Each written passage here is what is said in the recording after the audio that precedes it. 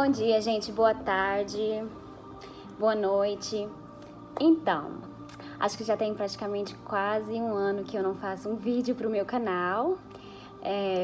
Logo após quando eu tive o Hugo Neto, eu decidi fazer um vídeo e eu postei, fiz uma conta no YouTube e tal, e postei.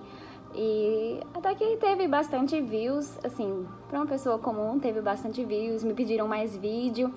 Só que por lerdeza minha mesmo, eu só fiz um vídeo e não fiz mais. Mas hoje eu decidi fazer o segundo vídeo pro canal.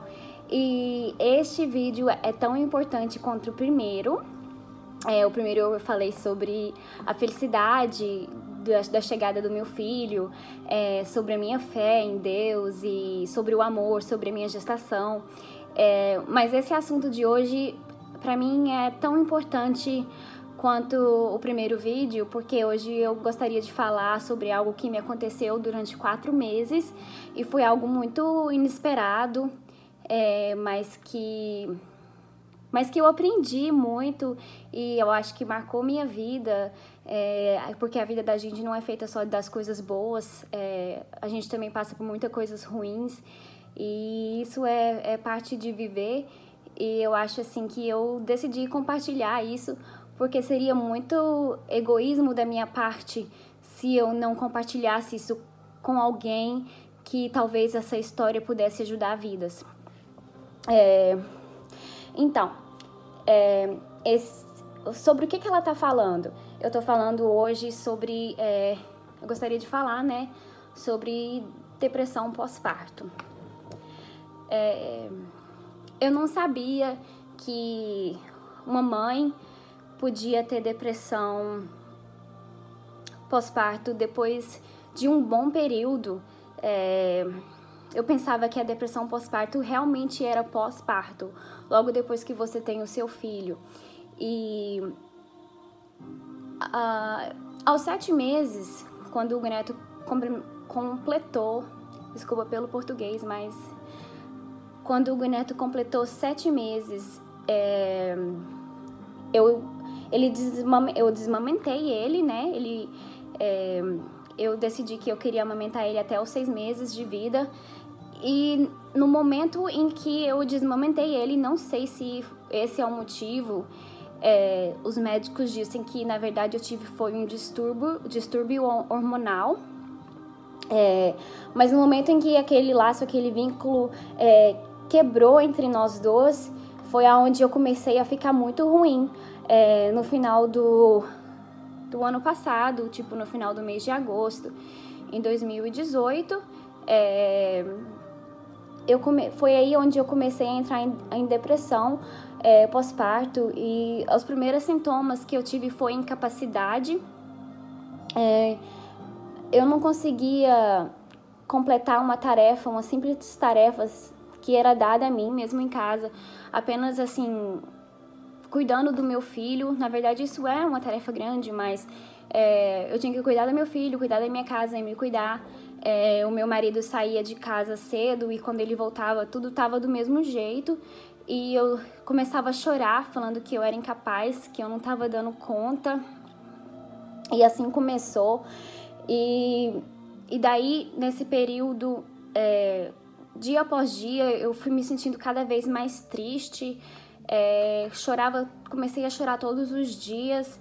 Quando meu marido ia trabalhar, eu chorava, pedia para ele não ir trabalhar, porque se eu ficasse sozinha com o nosso filho, eu não ia dar conta, algo ruim podia acontecer, que eu precisava dele. E como se eu fosse um bebê, eu grudava nele, não queria que ele se afastasse perto de nós. Como se nós precisássemos dele o tempo todo perto da gente. E aí, assim foi passando os dias, mas eu jamais poderia pensar que eu estava entrando em depressão, no início de depressão. E daí, né, após o choro todos os dias, eu comecei a não conseguir dormir. Todos os dias, na hora que eu ia dormir, eu não conseguia descansar. Eu ficava deitada e parece que eu não tinha sono, mesmo cansada, eu não conseguia desligar de tudo. Foram várias noites de insônia e novamente eu perturbava o meu marido, que precisava de trabalhar e manter a casa, e também estava fazendo faculdade no mesmo tempo, e eu não deixava ele ir para aula porque eu ficava conversando com ele as mesmas coisas todas as manhãs, chorando, reclamando de mim mesma, reclamando da minha aparência, reclamando de tudo, de que eu não dava conta, que eu comecei a ver a nossa casa suja, comecei a ver a nossa casa porca, tudo pra mim começou, assim, não ter graça. Minha casa, pra mim, era o pior lugar do mundo. Nem sequer, com o passar do tempo, nem sequer cuidar do meu filho estava me trazendo mais alegria. Na verdade, eu estava me sentindo incapaz de cuidar do meu filho. Parece que todo mundo tinha jeito com ele, menos eu. E assim foi passando os meses, passando mesmo. Eu acho que meu marido também não se deu conta que eu tava com depressão, porque eu sempre fui uma pessoa muito alegre, muito assim, totalmente diferente do que eu estava vivendo. Na verdade, minha identidade toda mudou, e eu acho que ele simplesmente acreditava que eu ficaria bem e que era normal. Eu cheguei a ver uma médica aqui nos Estados Unidos, uma ginecologista, na verdade, que perguntou se eu tinha vontade de me suicidar ou de fazer mal algum ao nosso bebê. E eu disse que não, que tava tudo ok, só que eu me sentia muito triste. E ela falou assim, olha, pra você mudar isso, você vai ter que se exercitar. E ficou nisso. E todos achavam que eu ia melhorar só dessa conversa com ela. E não foi o caso, né? Após isto, eu vim pra casa e tal, e mais dias passaram e foi ficando muito, muito, muito pior. Sempre que alguém me ligava, eu tava chorando. Eu não queria conversar mais com ninguém, eu saí de todas as redes sociais. Eu não queria mais frequentar a casa da minha mãe, eu não queria mais frequentar a casa de ninguém. Eu não queria mais responder meus amigos por mensagens, por ligações. Eu queria fugir de todo mundo. Foi aí que sim, começou a passar pensamentos muito negativos na minha cabeça, de não querer mais viver, mas eu não pensei em momento nenhum em tirar minha própria vida, mas eu não queria mais viver, porque pra mim não tinha graça, nada estava me fazendo bem. E foi aí, pela graça e pela misericórdia de Deus, que eu fui pro Brasil.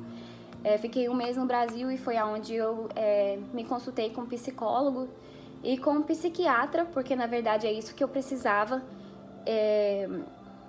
E foi aí que, depois de quando o remédio começou a fazer efeito, que eu estou tomando, né, e tomei, que tudo mudou, graças a Deus.